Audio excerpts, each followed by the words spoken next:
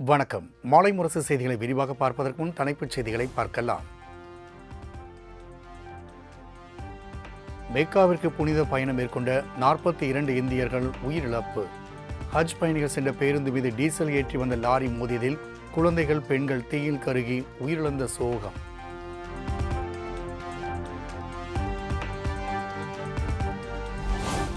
இந்தியாவில் இருந்து ஹஜ் பயணம் மேற்கொண்ட தங்கள் உறவினர்கள் குறித்த விவரங்களை கேட்டறிய தொலைபேசி எண்கள் அறிவிப்பு. விபத்தில் பாதிக்கப்பட்டோரை மீட்க நடவடிக்கை மேற்கொள்ள இந்திய தூதரகத்திற்கு மத்திய வெளியுறவுத்துறை அமைச்சர் ஜெய்சங்கர் உத்தரவு.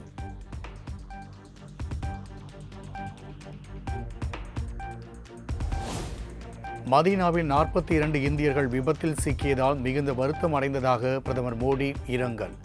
காயமடைந்த அனைவரும் விரைவில் குணமடைய பிரார்த்திப்பதாகவும் எக்ஸ் பக்கத்தில் பதிவு.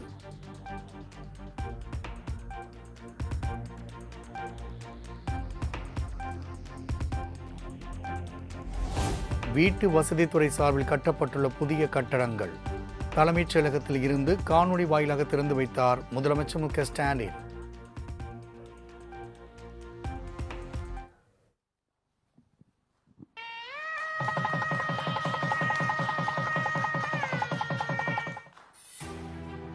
தமிழ்நாட்டை முன்னேற்ற பாதையில் வழிநடத்திக் கொண்டிருக்கும் நமது மாண்புமிகு முதலமைச்சர் அவர்களின் ஆணைக்கிணங்க நவீன வசதிகள், மேம்பட்ட சேவைகள், புதிய நம்பிக்கையின் அடையாளமாக தமிழ்நாடு கட்டட மனை விற்பனை ஒழுங்குமுறை குழுமத்தின் புதிய நிர்வாக கட்டிடம் சென்னை அண்ணா நகர் பகுதியில் ரூபாய் 97 கோடி மதிப்பீட்டில் 56,000 சதுர அடி பரப்பளவில் 10 தளங்களுடன் நவீன தொழில்நுட்பத்துடன் உருவாகியுள்ளது. இக்கட்டிடத்தில் 2 நீதிமன்ற அரங்குகள், தலைவருக்கான அறை, உறுப்பினர்களுக்கான அறைகள், பணியாளர்களுக்கான பணியிடங்கள், கலந்தாய்வு மற்றும் கூட்ட அரங்கு, மக்களுக்கான தகவல் மையம்.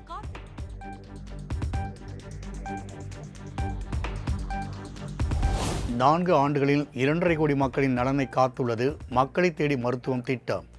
நலமான தமிழ்நாட்டை உருவாக்கிடும் இத்திட்டத்தை கண்காணித்து செயல்படுத்தியவருக்கும் அனைவருக்கும் வாழ்த்துகள் என முதலமைச்சர் பதிவு.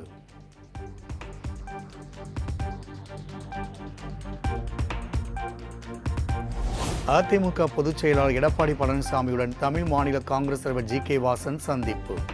சட்டமன்ற தேர்தல் கூட்டணி குறித்து ஆலோசனை நடத்தி வருவதாக தகவல்.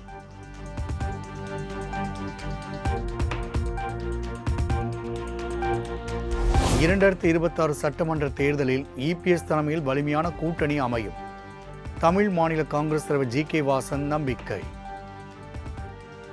அதிமுக தலைவர் எடப்பாடியார் என்ற ரீதியிலே எங்களுக்கு வாக்களிப்பார்கள் என்பதிலே மாற்று கருத்தே கிடையாது.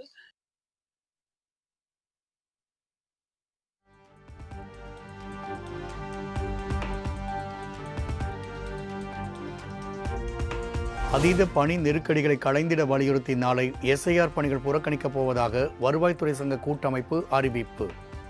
உரிய திட்டமிடலின்றியும் பயிற்சிகள் அளிக்காமலும் அவசரகதியில் பணிகளை மேற்கொள்ள நிர்பந்தம் செய்வதாக குற்றச்சாட்டு.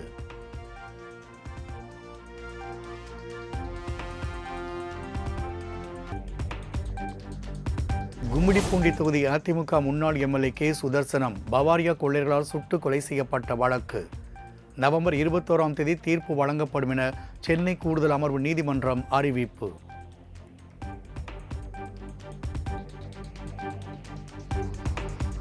கார்த்திகை தீபத்தை முன்னிட்டு திருவண்ணாமலையில் மேற்கொள்ளப்பட்டுள்ள பாதுகாப்பு ஏற்பாடுகள் குறித்து அறிக்கை தாக்கல் செய்ய கோரிய மனு நவம்பர் 24ஆம் தேதிக்குள் பதிலளிக்க தமிழ்நாடு அரசுக்கும் மாவட்ட நிர்வாகத்திற்கும் டிஜிபிக்கும் சென்னை உயர்நீதிமன்றம் உத்தரவு.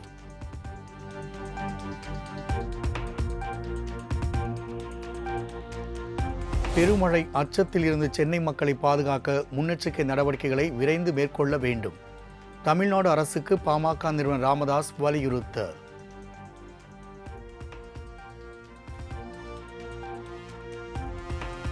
கரூர் வெண்ணெய்மலை கோவில் ஆக்கிரமிப்பு இடங்களை அகற்ற எதிர்ப்பு. பொதுமக்களின் காத்திருப்பு போராட்டத்திற்கு காங்கிரஸ் எம்பி ஜோதிமணி ஆதரவு.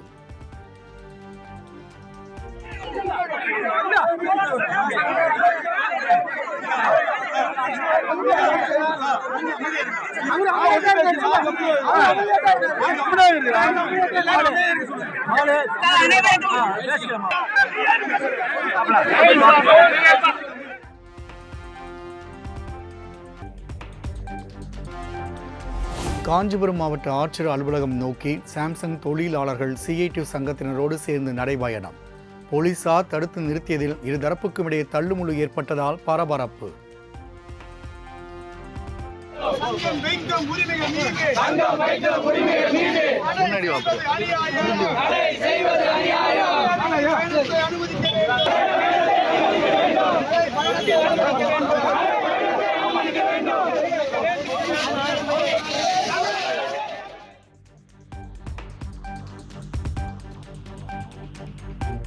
திருவண்ணாமலை மாவட்ட ஆட்சியர் அலுவலகத்தில் கணவன் மனைவி மண்ணெண்ணெய் ஊற்றி தீக்குளிக்க முயற்சி. நிலத்தகராறு காரணமாக புகார் அளித்தும் காவல்துறை கண்டுகொள்ளவில்லை என குற்றச்சாட்டு.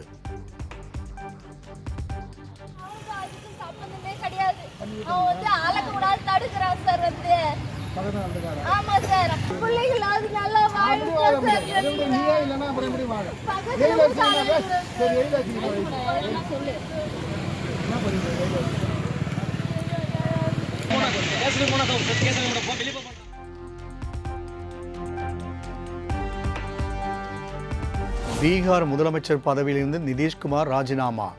முதலமைச்சராக 10வது முறையாக 20ஆம் தேதி பதவியேற்க உள்ள நிலையில் ஆளுநரை சந்தித்து பதவி விலகல் கடிதம்.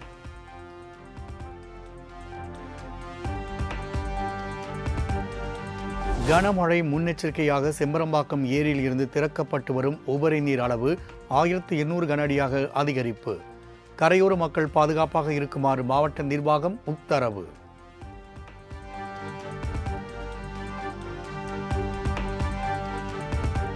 கார்த்திகை மாதத்தின் முதல் நாளான இன்று சென்னை ராஜா அண்ணாமலைபுரம் ஐயப்பன் கோவிலில் குவிந்த பக்தர்கள் அதிகாலை முதலே நீண்ட வரிசையில் காத்திருந்து மாலை அணிந்து விரதத்தை தொடங்கினர்.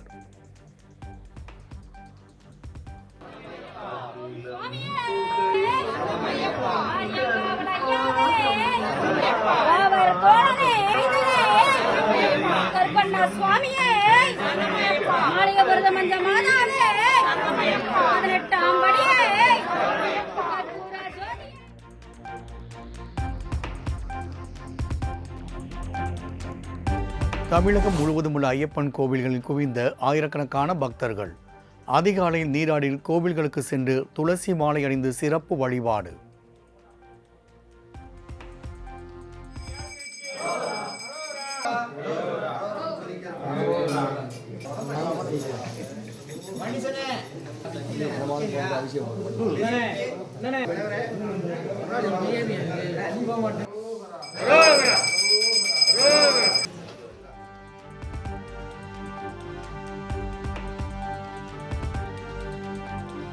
காசா போர் நிறுத்தம், ஈரான் அணுசக்தி திட்டம் மற்றும் சிரியா குறித்து ஐநாவில் இன்று விவாதம். ரஷ்ய அதிபர் விளாடிமிர் புட்டினும் இஸ்ரேல் பிரதமர் பெஞ்சமின் நேட்டன்யாகு கொண்டு வந்த தீர்மானங்கள் தொடர்பாக முக்கிய பேச்சுவார்த்தை.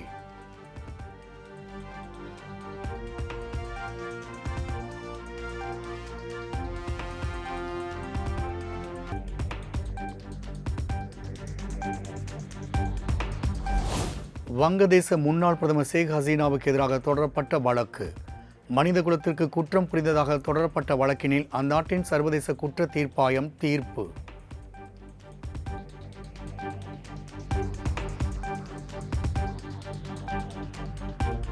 மருத்துவமனையிலிருந்து டிஸ்சார்ஜ் செய்யப்பட்டாலும் அடுத்த 5 நாட்களுக்கு ஓய்வில் இருக்க வேண்டும். இந்திய கிரிக்கெட் வீரர் சுப்மன் கில்லுக்கு மருத்துவர்கள் அறிவுரை.